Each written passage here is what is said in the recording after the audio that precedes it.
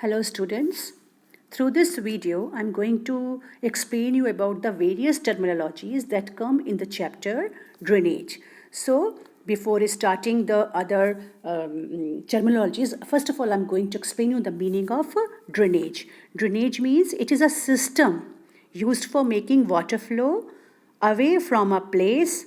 Here water flow from upper land to the lower land. So this is called as drainage. It can be made by the canals, it can be made by the big rivers or the small rivers. Next is if we look at this map, in this map we are watching here so many rivers are flowing. Some are flowing eastward, some are flowing westward, some are joining the other rivers. So this complete system is called as the drainage system. So now here comes the term. What is the meaning of drainage system? Drainage system means it is a pattern formed by the streams or rivers or lakes in a particular area. So we can very well look over this map also. It is also clear through this map that this is a drainage system of North India.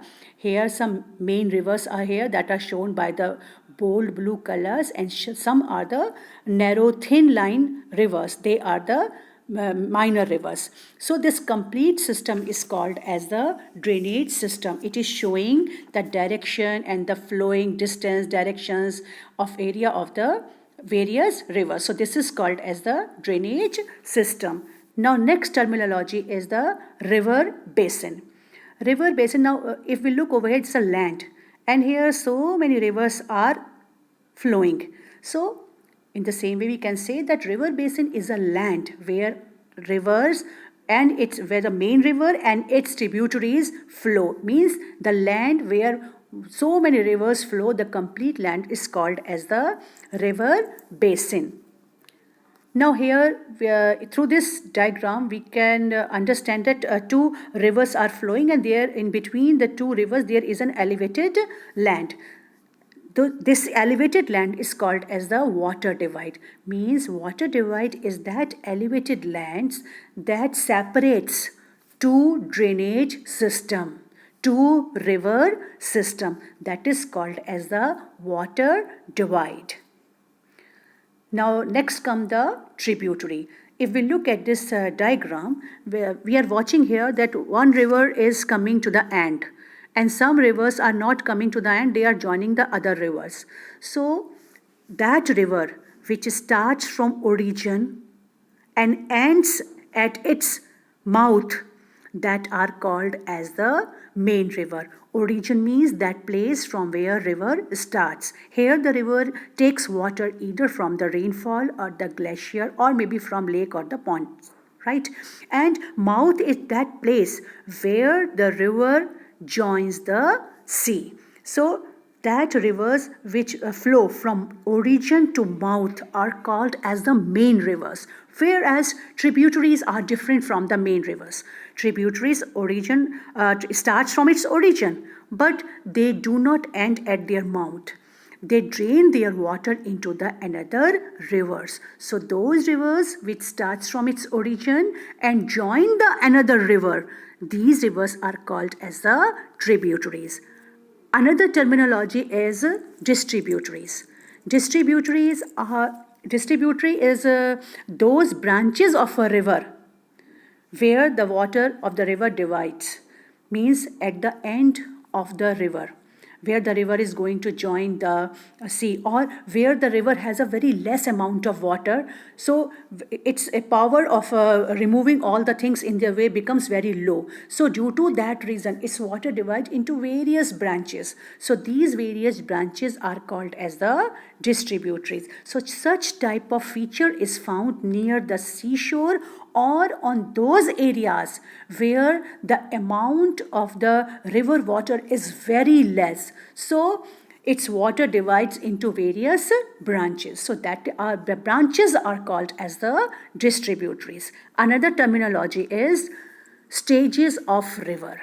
Now here comes the river starts from origin and ends at its mouth. In between, we find the various activities of the rivers. And these activities, we can relate them with the life of the human beings. Like when the human takes birth, its first stage is the childhood. And its childhood, its activities, its behavior is different. ठीक है, it's used to jump, it's used to cry, it's used to walk, run, etc. Likewise, on the mountain areas, due to the slopes, due to the undulating surface, ठीक है, the river water flow with a full speed, making noise, jumping like a children, right? Second stage comes when the river enters the plain areas. Here, due to the flat surface, the flow of the river water became calm, just like an adult person. If we watch the behavior of an ordinary adult person, his behavior looks very cool, quite calm. Likewise, due to the less amount of water and the flat surface, river flow very cool and very calmly on the plain area. So this stage is the second stage of the river, and this is called as the young age of the river.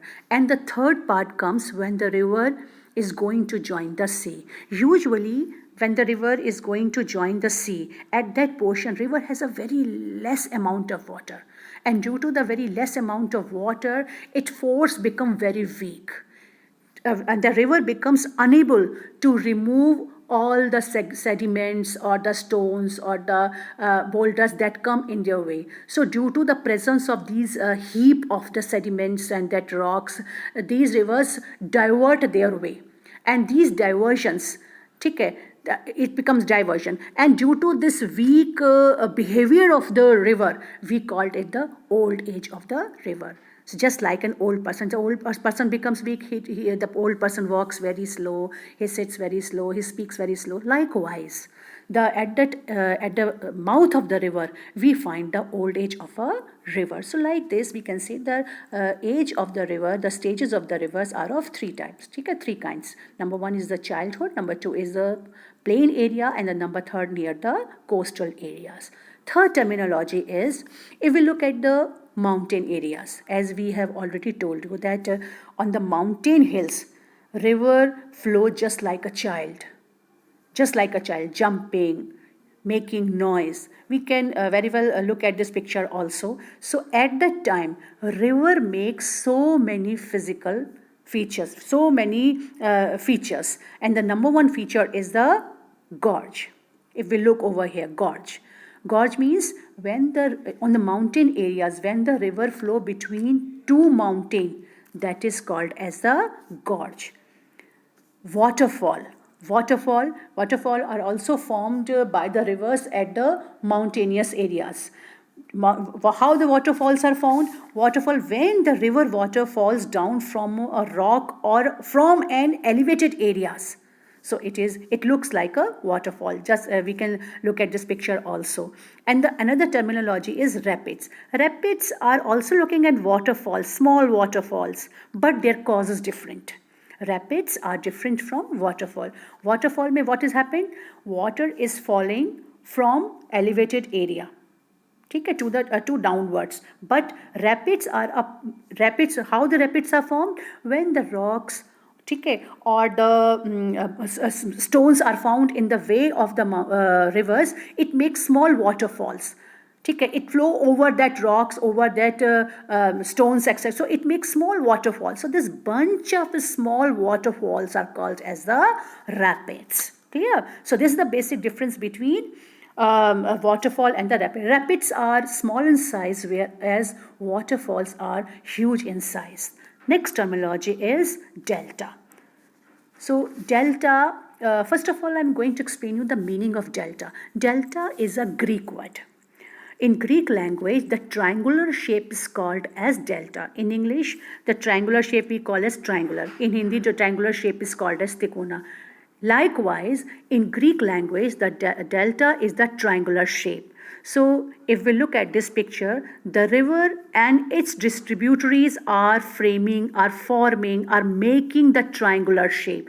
So this type of land feature is called as delta, and basically delta is found when the river is going to join the ocean. Here the main river comes, and afterwards, due to flat surface and less amount of water, it's water divided into various distributaries. So just like a root of a tree. So this triangular shape is called as delta. So these are the important terminologies. Now if we review the topic, so first of all, we know about the meaning of drainage, the drainage system, the river basin, three stages of the river.